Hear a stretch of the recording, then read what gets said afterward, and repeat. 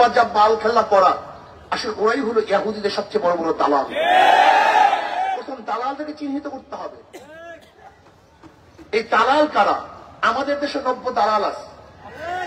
যেমন দেখবেন কেউ ইসরায়েলের বিপক্ষে কথা বলে, ফিলিস্তিনের পক্ষে কথা বলে, অথচ পাসপোর্টের মধ্যে অ্যাকসেপ্ট ইসরায়েল যেটা লিখিত ছিল সেটা তুলে দিয়েছে।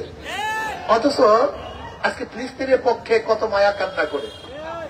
যেমন আমি বললাম যে জমি তোমার, জমি তোমার, অথচ আমি কাউকে জমি লিখে দিয়েছি, মুখে বলছি তোমার, আর লিখে দিয়েছে অন্যকে। এর চেয়ে বড় মুনাফিক আর কেউ হতে পারে না। যে পাসপোর্টের মধ্যে লেখা ছিল ইসরায়েলের সাথে আমাদের কোনো সম্পর্ক নেই, এদেশ ইসরায়েলকে স্বীকৃতি দেয় না, ইসরায়েলের কোন দূতাবাস দেশে থাকবে না, আমরা ইসরায়েলে যাব না, সেই পাসপোর্টের মধ্য থেকে যখন তুলে দেওয়া হয় অ্যাকসেপ্ট ইসরায়েল, তার মানেটা কি? যে এদেশের সংখ্যাগরিষ্ঠ মুসলমান ইসরায়েলের বিপক্ষে, কাজী তাদের মুখে বলতে হবে রাজনৈতিক স্বার্থে, কিন্তু তলে তলে তাদের সাথে পুরোপুরি সবকিছু সেট হয়ে গেছে, কন্ট্রাক্ট হয়ে গেছে। আমি শেখ হাসিনাকে বলতে চাই, যদি আপনি ইসরায়েলের বিপক্ষে থাকেন, ফিলিস্তিনের পক্ষে থাকেন, তাহলে আপনি ইসরায়েলের বিপক্ষে একদল সৈন্য বাহিনী গঠন করুন, একদল মুজাহিদ আপনি গঠন করুন, আপনি লিস্টি করুন আপনার তত্ত্বাবধানে, আপনি লিস্টি করুন যে বাংলাদেশ থেকে কত যোদ্ধারা ফিলিস্তিনের পক্ষে ইসরায়েলের বিপক্ষে যুদ্ধ করতে চায়, আপনি লিস্টি করুন। দেখবেন ইনশাআল্লাহ বাংলাদেশের হাজারো লক্ষ কোটি জনগণ মানবতাবাদী, শুধু মুসলমান না, যারা মানুষের পক্ষে, মানবতার পক্ষে, তারা ওই হিংস্র জালেম ইসরায়েলের বিপক্ষে অস্ত্র ধারণ করবে, ওদের বিরুদ্ধে লড়াই করবে, যুদ্ধ করবে, ওই দেশ থেকে তাদেরকে উৎখাত করবে ইনশাআল্লাহ। এই কাজটা আপনি করুন, তাহলে মনে করবো আপনি ইসরায়েলের বিপক্ষে, ফিলিস্তিনের পক্ষে। আর আমাদের দাবি থাকবে ইসরায়েলি পণ্য বয়কট নয়, বাংলাদেশে ইসরায়েলের কোন পণ্য ঢুকতে দেওয়া হবে না, আইন করে নিষেধ করতে হবে, ইসরায়েলের কোন পণ্য বাংলাদেশে চলতে দেওয়া হবে না, এটা আইন করুন। তাহলে আমি বলবো যে আপনি ইসরায়েলের বিপক্ষে। ঈদের সময়, রমজানের সময় ইসরায়েল বিমান আমাদের বাংলাদেশের এয়ারপোর্টে নামলো কিভাবে? এর জবাব বাংলাদেশের জনগণ চায়, গোটা দুনিয়ার মানবতাবাদী মানুষ চায়। আপনি ইসরায়েলের বিপক্ষে, তাই ইসরায়েলের বিমান আপনার অনুমতি ব্যতীত এই ভূখণ্ডে নামলো কিভাবে? তার মানে হলো এই তলে তলে সবকিছু হয়ে গেছে। প্রিয় ভাইয়ার আমার, আজকে বাংলাদেশ থেকে ইসলাম মুসলমানকে উৎখাত করার ষড়যন্ত্র চলতেছে, আজকে ভূখণ্ডকে বিক্রি করার ষড়যন্ত্র চলতেছে। আজকে বন্ধু বন্ধু বলে যাদেরকে আপন করতে চাই, তারা আমাদের বুকের উপরে বারবার গুলিবিদ্ধ করবে, আমাদের ভূখণ্ড দখল করার ষড়যন্ত্র করবে, এদেশের সাংস্কৃতিক ইসলামকে নষ্ট করার ষড়যন্ত্র করবে, এদেশের মানুষকে গোলাম বানাবার চক্রান্ত করবে। এদেশের মানুষ তা মানতে পারে না, পারে না, পারে না।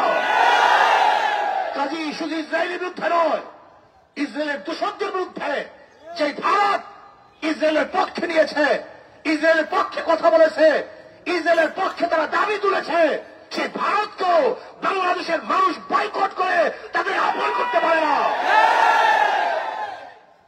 শত্রু শত্রু আমার বন্ধু, শত্রুর বন্ধু আমার শত্রু। যদি ইসরায়েল আপনার শত্রু হয়ে থাকে, তাই ভারত ইসরায়েলের পক্ষে সে আপনার বন্ধু হয় কিভাবে? এই প্রশ্ন জবাব দেন। আসলে তো তলে তলে সব হয়ে গেছে, সব রাজনীতি, সব বাহ্যিকতা। না, জনগণ তা মানতে পারে না। আসুন আমরা সম্মিলিত ভাবে আজকে সরকারের কাছে দাবি জানাই, আপনাকে লিস্টি করতে হবে বাংলাদেশ থেকে কত যোদ্ধা ফিলিস্তিনের পক্ষে ইসরায়েলের বিপক্ষে অস্ত্র ধারণ করবে, সেই যুদ্ধ থেকে লিস্টি করে আপনার খরচে থেকে পাঠিয়ে দেন। আমরা যুদ্ধ করতে চাই, গোটা দুনিয়াতে পাঠাতে চাই। আপনি লিস্টি করুন। যদি আপনি লিস্টি করেন, তাহলে আমি মনে করব আপনি ফিলিস্তিনের পক্ষে, ইসরায়েলের বিপক্ষে। আসুন আপনি সৈন্য পাঠান, বাংলাদেশ থেকে ভীষণে গোটা দুনিয়ার মধ্যে সৈন্য যায়, আপনার ফিলিস্তিনের পক্ষে সৈন্য পাঠান। এদেশের জনগণ আপনার পক্ষে থাকবে, এদেশের জনগণ আপনাকে ধন্যবাদ জ্ঞাপন করবে, আপনার কথা মনে রাখবে, আপনি পদক্ষেপ গ্রহণ করুন যে বাংলাদেশে এত প্লাটুন সৈন্য আগামী অমুক তারিখ ফিলিস্তিনের পক্ষে দখলদার ওই সালেম খুনি ইসরায়েলের বিপক্ষে তারা যুদ্ধের জন্য রওনা করবে। গোটা দুনিয়ার আপনার ইতিহাস হয়ে থাকবে। আমরা এটা দেখতে চাই। আমাদের বাংলাদেশের যোদ্ধারা, জওয়ানরা, সৈনিকেরা তারা সালেমের বিরুদ্ধে মানবতার পক্ষে যুদ্ধ করার জন্য রওনা হয়েছে। আমরা দোয়া করব, আমরা তাদের সাথী হব এবং তাদের যত সহযোগিতার প্রয়োজন আমরা সহযোগিতা করব।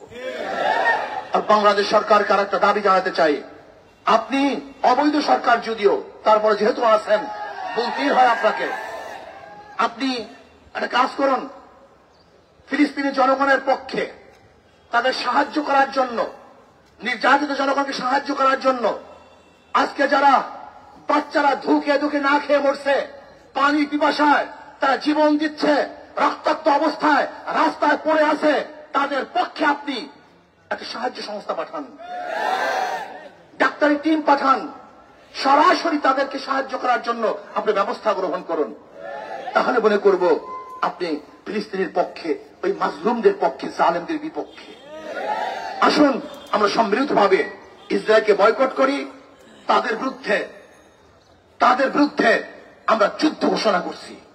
ইসলামী আন্দোলন বাংলাদেশ সরাসরি ইসরায়েলের বিপক্ষে যুদ্ধ ঘোষণা করছে। আজকে যখনই আমাদের প্রয়োজন হবে, সুযোগ হবে, ইসরায়েলের বিপক্ষে যা কিছু আছে সব নিয়ে ঝাঁপিয়ে মানুষ সবাই রাজি আছে ইনশাআল্লাহ। আল্লাহ আমাদের সবাইকে কবুল করে নেন।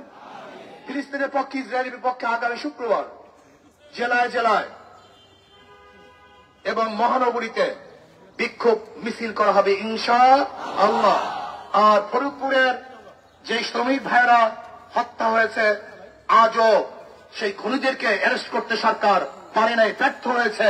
যদি সরকার তাল বাহানা করে তাহলে ইনশাআল্লাহ ফরিদপুরে আমরা বিশাল জনসভার ঘোষণা দেব। গোটা দক্ষিণ অঞ্চলের মানুষ একত্রিত হয়ে আমরা এই খুনিদের বিপক্ষে আন্দোলন করব।